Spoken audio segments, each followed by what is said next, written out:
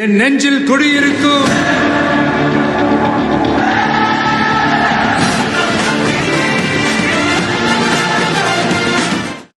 உலக தமிழர்களுக்கு வணக்கம். நான் உங்கள் வெங்கிரத்னம்.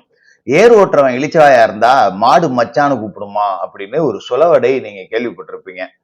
அதே மாதிரிதான் தமிழ்நாட்டுல ஒரு குடும்பத்துல ஒரு அப்பா ஊதாரியா இருக்கான். ஊதாரித்தனமா செலவு பண்றான். எந்த விதமான பொறுப்பும் கிடையாது. குடும்பத்துல என்ன நடக்குது, நம்மளோட குடும்பத்தோட வரவு செலவு என்ன, குடும்பத்துல பிள்ளைங்க எல்லாம் எப்படி இருக்கு, இது எதையுமே கண்டுக்காம அந்த அப்பம் பாட்டுக்கா சினிமா பாக்குறது, ஒயின் ஷாப்புக்கு போறது, குடிக்கிறது, கும்மால் அடிக்கிறது, தன்னைத்தானே 4 பேரை வச்சு புகழ்ந்துக்கிறது அப்படின்னு இருந்தான்னா அந்த குடும்பம் தரிசா தானே போகும்.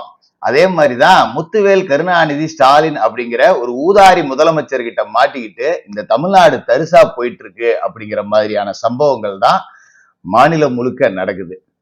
நீங்க பார்த்திருப்பீங்க, ஒரு பிழைப்பு தேடி வந்த வடமாநில இளைஞன் கஞ்சா குடிக்கு புறம்போக்கு நாய்ங்க எப்படி அவனை குத்துயிரும் கொலையுருமா ஒரு ரீல்ஸுக்காக கொதறி போட்டுச்சு அப்படின்னு. இன்னைக்கு யார் இந்த சார்?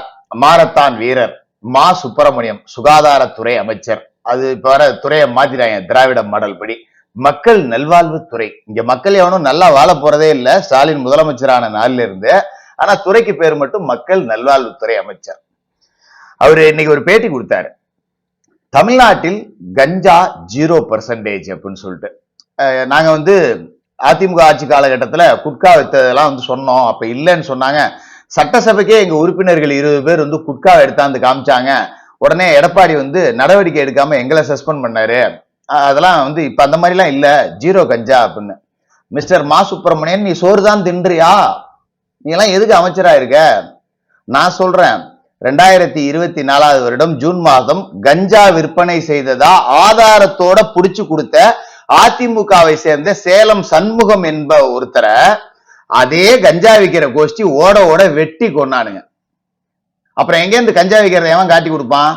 ஐயம்பேட்டை, தஞ்சாவூர் மாவட்டம் பாபநாசம் பக்கத்துல இருக்கிற ஐயம்பேட்டையில ஒரு பேருந்து நடத்துனர் கஞ்சா விற்கிறத காட்டி கொடுத்ததுக்காக ஓட ஓட வெட்டி கொல்லப்பட்டாரு.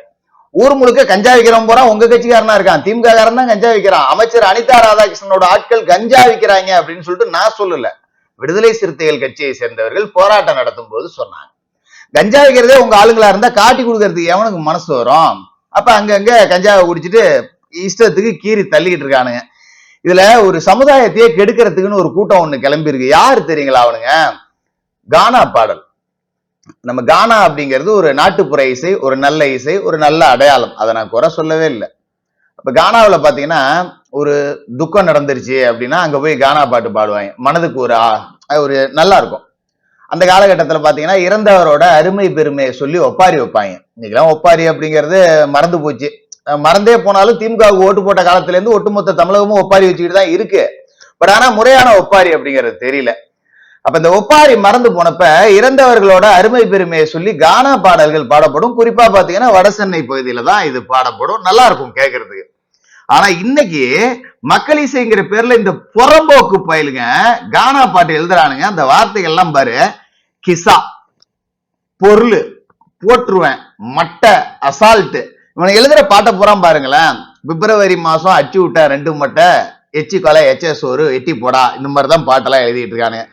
இந்த மாதிரி கொலை பண்றதெல்லாம் பெருமையா கானா பாட்டுல கொண்டாந்துட்டானுங்க. அச்சேம்பாரு மட்டை அப்படிங்கிற மாதிரி.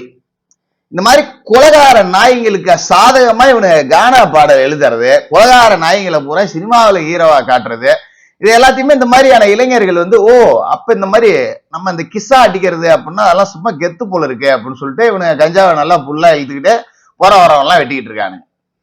இதுல இந்த பொறுக்கி புறம்போக்கு கஞ்சா குடிக்கி நாய்ங்க 4 புடிச்சது பாத்தீங்களா? இதுல ஒண்ணு மாற்றுத்திறனாளியாம் ஓன் பெயில்ல ஜட்ஜையாவே விட்டாரு. அது நீதிமன்ற தீர்ப்பு, நம்ம விமர்சிக்க முடியாது. பட் இந்த மாதிரியான சட்டங்கள்ல திருத்தம் வேணும் அப்படிங்கறதுதான் பெருவாரியானோட மக்களோட எதிர்பார்ப்பா இருக்கு. ஏன்னா அவன் எல்லாமே 17 வயதிற்கு உட்பட்டவன். அவனுக்கு பேரே சட்டப்படி குற்றவாளிகள் அல்ல. இவங்களுக்கு பேரு சட்டப்படி என்ன தெரியுங்களா? கேட்டா காரி துப்புற மாதிரி இருக்கும். சட்டம் புரியாத குழந்தைகள். இந்த முறையெல்லாம் பார்த்தா குழந்தைங்க மாதிரியா இருக்கு உங்களுக்கு. மண்டையை கீறிக்கிட்டு குறுக்கால கோடு போட்டுக்கிட்டு கத்திய வச்சுக்கிட்டு கஞ்சாவை குடிச்சிட்டு ஓடுற ட்ரெயின்ல சரக்க போட்டுக்கிட்டு இதுல வடக்கன் போறா வித்தவுட்ல வரான் அப்படின்னு நக்கல் கூந்தல் வேற இவனுங்களுக்கு. வடக்கனுங்களை பார்த்து அவன் வேலை செய்ய இங்க வரான். நீ வேலைக்கு போக துப்பு இல்லாம 12 மணி ஆச்சுன்னா சரக்க போட்டுக்கிட்டு கிசா மயிறு மட்டன்னு அவனை போய் பிடிச்சி ரோட்ல போறவனை வெட்டிக்கிட்டு தெரியுறீங்க. கேட்டா எங்க அப்பா ஆச்சுல பாலாறும் தேனாரும் ஓடுதுங்கிறீங்க. இங்க சாராயாறு ஓடுது. கள்ளக்குறிச்சியில போய் வெக்கமே இல்லாம கள்ளக்குறிச்சிக்கு நாங்க எவ்வளவு சாதனைகள் செஞ்சோம் தெரியுமா? 68 பேரை கொண்டதுதான் ஸ்டாலின் செஞ்ச சாதனை. இதுல செத்தவன் ஒருத்தன் தான். இந்த ஆட்சிக்கு முட்டு கொடுக்கறதுக்கு IAS அதிகாரிகளும் IPS அதிகாரிகளும் திமுக கொத்தரிமைகளை விட கேவலமா வேலை செய்யறாங்க. பல பேர் நல்லவர்களும் இருக்காங்க. நம்ம அவங்கள கடந்து போயிடுவோம். அந்த கள்ளக்குறிச்சி மாவட்ட ஆட்சியர் என்ன சொன்னாரு? ஒருத்தன் செத்துட்டான். அவன் கள்ள சாராயத்தால சாவுல, அவனுக்கு வேற ஏதோ வயிற்று பிரச்சனை இருந்தது, அதால செத்து போயிட்டான். சரி கலெக்டரே சொல்லிட்டாருன்னு நம்பி அந்த இழவுக்கு போனவன் அதே கள்ள சாராயத்தை குடிச்சிட்டு 68 பேர் செத்தான். இவர் கள்ளக்குறிச்சிக்கு நாங்க சிறப்பு திட்டங்கள் வகுத்தோம் அப்படிங்கிறாரு. என்ன கள்ள சாராயம் காய்ச்சி கொள்றதுதான் இந்த சிறப்பு திட்டமா? கேவலமா இல்லைங்களா மிஸ்டர் முத்துவேல் கருணாநிதி ஸ்டாலின்? உங்களுக்கு கேவலமா இருக்காது? திமுக காரனுக்கு ஏது கேவலம்? திமுகனாலே கேவலம் தானே. அதுல என்ன அவங்களுக்கு தனியா வேற கேவலமா இருக்க வேண்டியது? இப்ப இந்த ஒருத்தனை மாற்றுத்திறனாளின்னு பெயில்ல விட்டாச்சு. மீதி இருக்கிற 3 பேரும் ஜுனைல தான் போட்டிருக்காங்க, செங்கல்பட்டுல அடைச்சிருக்காங்க. அநேகமா நாளைக்கு நாளன்னைக்கு வெளியில வந்துருவோம். ஏன்னா இது ரொம்ப ஈஸியா பெயில் கிடைக்கக்கூடியதுதான். BNS இப்ப 109, இது 307. நம்ம CRPCல குற்றவியல் கொலை முயற்சி 307. இப்ப BNS பாரதிய நியாய சம்ஹிதா அப்படின்னு மாத்திருக்கோம், செக்ஷன் 109. இதுலதான் அவங்களுக்கு FIR அப்படிங்கிறது போட்டிருக்காங்க. சட்டத்துல இருக்கக்கூடிய அதிகபட்ச செக்ஷன் இதுதான். அவன் ஒருவேளை அவன் இறந்துட்டா 307 302 மாறும். ஆனா இங்க மாறுறதுக்கு வாய்ப்பு இல்லை. ஏன்னா சம்பந்தப்பட்ட அந்த சுராஜை ஊருக்கு அனுப்பிச்சு வச்சுட்டாங்க. ஆனா அவன் விடுதலை ஆயிட்டான், அவன் ரெக்கவர் ஆயிட்டான், அவனே ஊருக்கு போறேன்னு சொல்லிட்டு போயிட்டான் அப்படின்னு காவல்துறை சொல்றாங்க. பட் அதை ஏத்துக்கிற மாதிரி இல்ல. இங்க இருந்தா 4 மீடியா பேட்டி எடுக்கும், தேவையில்லாம சட்டம் ஒழுங்கு பிரச்சனை வரும். அங்க வர அப்பா ஆட்சியில பாலாறும் தேனாரும் ஓடுதே, இரும்பு கரம் கொண்டு அடக்கி வச்சிருக்கோம் அப்படின்னு சொல்லி மக்கள் எல்லாம் ஏமாத்தி நம்ப வச்சிருக்கோம். இங்க அவன் இருந்தானா எதுக்கு பிரச்சனை அப்படின்னு சொல்லிட்டு இவர்களே அவனை பேசி அனுப்பிச்சு வச்சிருப்பாங்களோ அப்படிங்கிற வலுவான சந்தேகம் எழறத இங்க தடுக்க முடியல. ஏன்னா இதுக்கு மேல அவன் இங்க பொழைச்சு எங்கேயோ பொழைக்க போன அவன் திரும்ப இந்த 4 கஞ்சா குடிக்கிங்களுக்கு வழக்கு வாதாடி இவனுக்கு தண்டனை வாங்கி கொடுக்க போறான். இந்த வந்துட்டானுங்கல்ல இவனுங்க, இந்த கானா பாட்டு பாடிட்டு ரீல்ஸ் போட்டானுங்க. சொல்ல முடியாது, அடுத்த வருஷம் பொங்கல் விழாவில் அடுத்த வருஷம் திமுக ஆட்சியில இருந்தா, அதாவது 2027 வர்ற பொங்கல், 26 இப்ப திமுக தான் இருக்கும். அது நம்ம தலையெழுத்து, பரவாயில்ல. ஸ்டாலின் ஒரு பொம்மை மாட்டை வச்சுட்டு எரியாத அடுப்புல சூகால போட்டுட்டு கிண்டிக்கிட்டு இருப்பாரு, அது ஒரிஜினல் பொங்கல்னு நம்மளும் நம்பிடுவோம். ஆனா 2027 பொங்கலுக்கு ஸ்டாலின் ஆட்சியில இருக்க வாய்ப்பு இல்லை. ஒருவேளை இருந்தா இவனுங்களே இந்த கஞ்சா குடிக்கு 4 பேர் இருக்கானுங்கல்ல, இவனுங்களை கூப்பிட்டு மக்கள் இசை பாடகர்கள்னு கனிமொழி தலைமையில விழா எடுத்தாலும் ஆச்சரியப்படுவதற்கு இல்லை.